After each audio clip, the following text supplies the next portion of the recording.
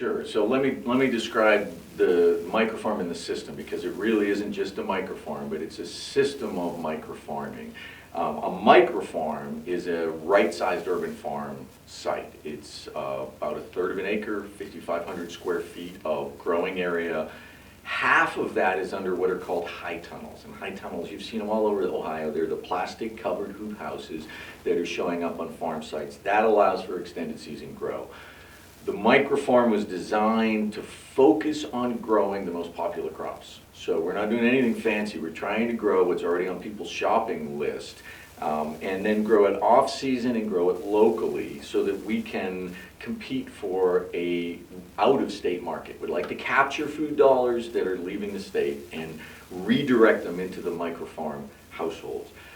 A single microfarm is not large enough on its own to be successful, and we knew this when we were designing the system. Like, we knew we needed multiple microfarms that were aggregating from multiple production sites, and we accomplished this by facilitating the creation of a farmers cooperative, an old school cooperative. So it's a membership cooperative where each of those microfarm businesses together own a business that's essentially a marketing operation. And so it buys the crops from the farmers, all of these producers, it brands them with its RGO brand, and it markets them. And the idea is it does this before a single crop is planted. That's the design of the system. We have, in the last 2 years, brought a grant. So this is land grant universities at their best. We're catalyzing a set of ambitions, and so we're not successful without the man that's sitting next to me and 9 others in the community who are equally committed to this idea. But what we were able to do was, as a land grant, get a large grant from the Foundation for Food and Agricultural Research and afford the initiation of this system. And this meant we paid for the assets for 10 new microfarms.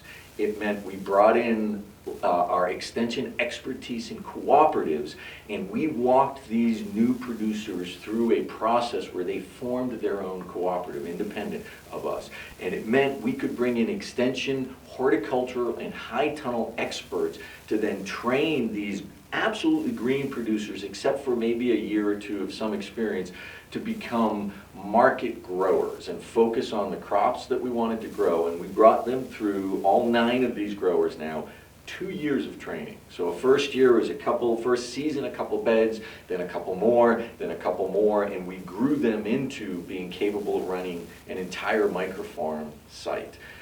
This year, this is 2021 I'm talking about, we're in the 3rd year of this 3-year grant, and for the first time we have all 10 microfarms built.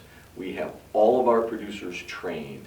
We have a cooperative and a marketer, and we're actually just about to sign a contract with the food lab to get a strategic operations and marketing plan so that we can ensure that this business survives beyond the grant. So come 2022, there's no more subsidy. We've been subsidizing all parts of this.